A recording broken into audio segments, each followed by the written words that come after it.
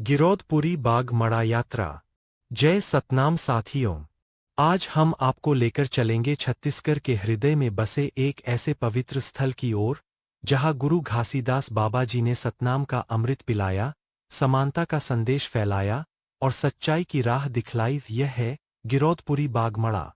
गिरौदपुरी धाम बलौदा बाजार भाटापारा जिले में स्थित सतनामी समाज का सबसे पवित्र तीर्थ है। यहीं पर बाबा जी का जन्म हुआ, यहीं उन्होंने सत्य, अहिंसा और समानता का संदेश दिया।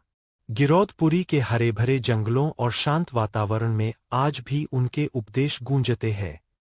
बाग मड़ा का महत्व। गिरौदपुरी धाम में स्थित बाग मड़ा कोई साधारण जगह नहीं है। कहा जाता है कि यहाँ बाबा जी लोगों को सतनाम का ज्ञान दिया करते थे। बाग का अर्थ है बगीचा और मड़ा का मतलब है सभा स्थल।